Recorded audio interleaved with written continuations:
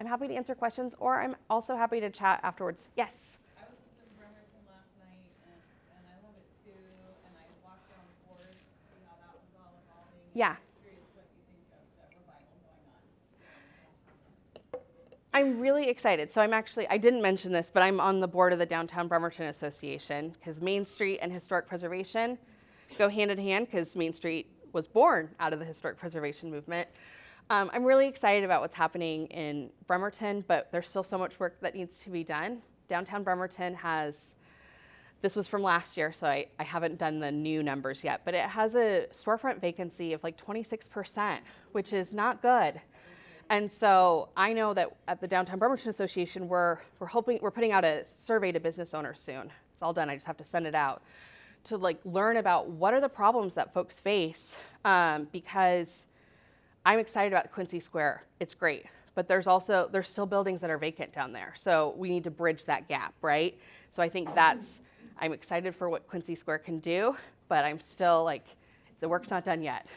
That it's not just, if you build it, they will come. We need to, what are the barriers to get people to come? Let's figure out what those are. How can we reduce those barriers and be an advocate for the business community to the city, so the city can make policy changes. So I'm excited, but also in for the long haul on this one. It's not a short-term fix. It was really quiet at like 8 o'clock last night.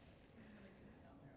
It was weird, Yeah, it's hard. And that's one of the questions that we're going to ask in the survey is like when people's business hours are. So we can be like, oh, there's only 2 businesses that are open after, I'm making this up, but there's only a couple businesses that are open after 7 p.m. And we wonder why it's so quiet downtown. Like just making that information more readily available so people understand, oh, this is why. Can we fix this? So, yes. Bremerton was based on the Naval Training Center, right? Or the shipyard. And as you think about revival, how does Bremerton see itself reviving itself and moving into the future, and including other needs like, I don't know, nonprofits or Yeah. women needs, or do they have a vision for themselves? There's Bremerton. There's so many different layers of Bremerton, so I cannot speak for all the different layers. I think at the Downtown Bremerton Association, we've just kind of redone our mission statement. I should have it memorized by now. But our mission is, or our vision is that Downtown Bremerton is where everyone can find their community.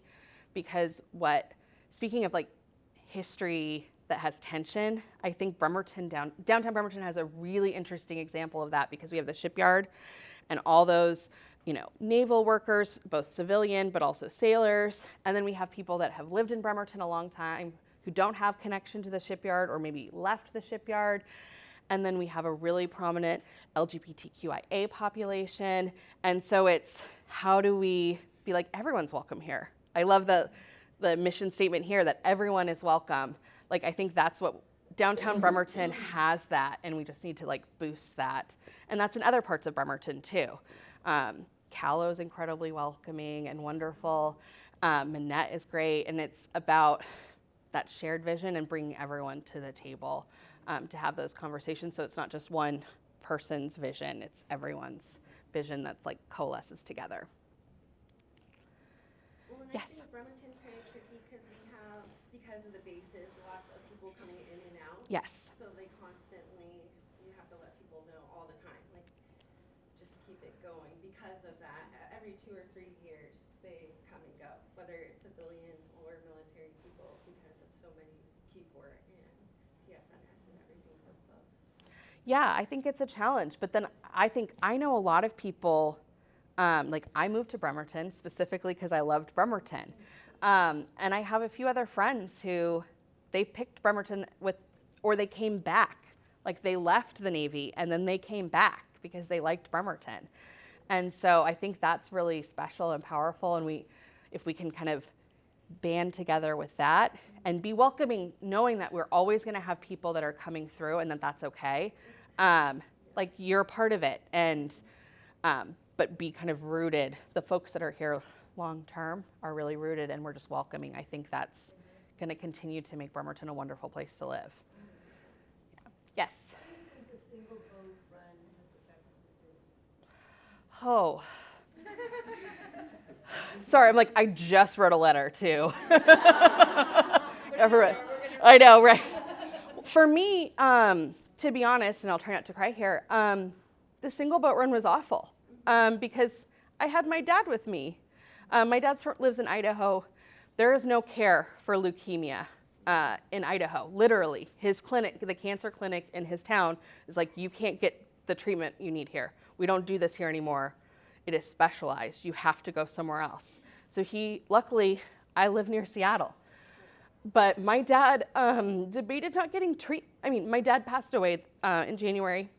So we got more time with him, which was great. But he debated not getting treatment because of the inconvenience to me to have to drive around. And because we couldn't take the fast ferry because when you get you have no immune system. And so we couldn't go on the fast ferry. And you don't get to pick your schedule at Fred Hutch. They fit you in when it's available. So it never aligned with the ferry schedule. And I was stuck of like, do I take my dad on the the ferry that's running now 4 hours before his treatment that we have to sit around and I have to find a place to keep him safe and relaxed, or do we just drive around? And it was exhausting. So that's my personal story. But I mean, I think I'm devastated that it seems like ridership gets to be what drives it because people have had to make do and aren't riding it anymore because you can't rely on it. And as a historian who knows about the mosquito fleet, I know why we've gone to a centralized, subsidized state system, because it was not financially sustainable for individual boat operators to do that. But we need a mix of both. We need the agile, passenger-only Kitsap Transit that's coming, and we need more of it, in my opinion, and we need the car ferry service. We need both, especially in Bremerton because it's an hour trip. So I think it's had a lot of impact. I'm hopeful about what's going on, but please keep writing your representatives and senators to push for support for both.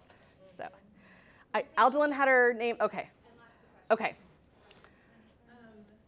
So there's that saying, you might be attracted to a place because you have an untold story there. So I'm curious with your experience and your background, like, have you been called to a place and did you really feel like your story was untold, and then did you feel revived after that? And then do you have a place locally that you felt called to and have the same experience? Oh, goodness. I feel like a story I have an example of that is when I lived in Tacoma, and I graduated from grad school in 2009 and had no job. So I drove back to Idaho and was like, I'm going to be living in my parents' basement. But then I got a call for a job in Tacoma, and I had never been there before. And I moved, and then my first weekend there, I walked into a coffee shop and saw someone I knew from childhood.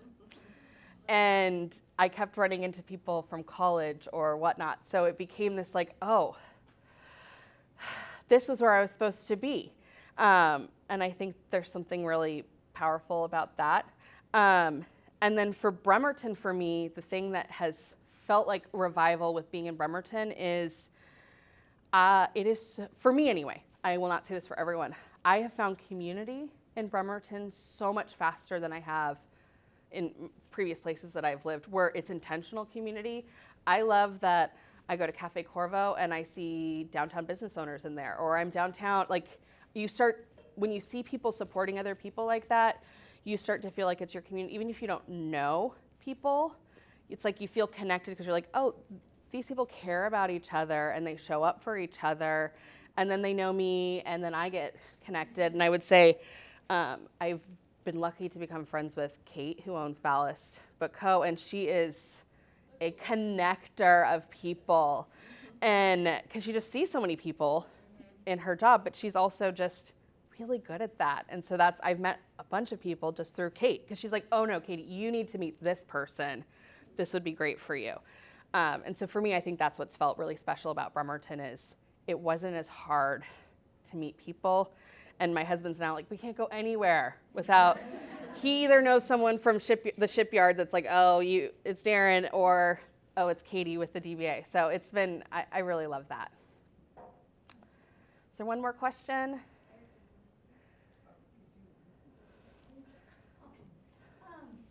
No, I love learning about the historic preservation and revival of things. I work with the city of Poulsbo. Yeah. I'm also a new mom, and so when I think about sustainability and growth in communities, I'm really touching on the connections, and that kind of preserves the history and the storytelling. Mm-hmm. But I am curious if you have any larger messages or ways to attract the younger generations, because I think in some ways when you say the word history, they're like, that's hundreds of years, decades, I'm really young, why would I get involved? And so in the sense of making it fun as we move into very much AI, technology-based, where we have a lot of papers, and as you know, as you go through things, it can be overwhelming, I think, for the younger senses. And so I'm curious in regards to your passion about it, how we can get the younger generation involved and keep the storytelling going Yeah. in an exciting way. It's also one of those things when you've been working for a while and you're like, wait, I'm not the young generation anymore. You're like, oh yeah, I'm an elder millennial. I'm not, there's Gen Z. I think what's really powerful about historic places is the authenticity of them. And I think especially in a world of AI and where it feels like you can't trust what you see online, even like art that's created, being like, wait, a person, like that was AI. Like historic buildings are tangible, they're real. And young folks are drawn to historic places. Like that's how, it's not let's create something sexy and new for them and draw them in. It's why don't we invest in what we already have because that feels authentic, and also be mindful of like affordability. So not everything has to be swanky brand new because, I mean, I remember my first apartment, it was not swanky and brand new, but it was in an old building. It was a house that had been converted into a triplex. It still looked like a single family house. And so I had like the pleasure of walking in a front door, going up a beautiful staircase into my studio apartment. And I felt like I was part of a neighborhood. And so I think that intergenerational connection, layering of place is really important. And I think that's what's gonna draw young people in, not just trying to cater to them, but like creating beautiful places that feel authentic because they're seeking community too. Mm-hmm. So how can they get connected? Yes.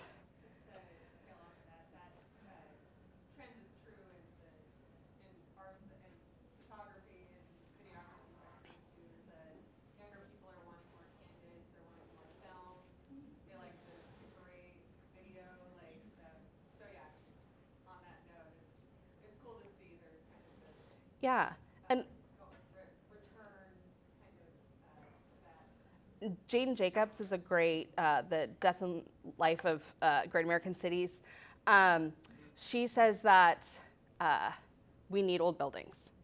New ideas need old buildings because a startup, new idea, they can't afford the overhead of new construction because someone who's built something new, brand new, they need a return on that investment, and obviously sooner. But a building that's been around for a while, it can be that incubator for new ideas because the rent's less expensive and they can take more of a risk. So we have to be mindful of that, making sure that we keep those in our communities if we want to have diversity of ideas, diversity in demographics, so that we can be more welcoming and recognize that there's barriers to entry there. Yeah. Give her a big round of applause. Thank you.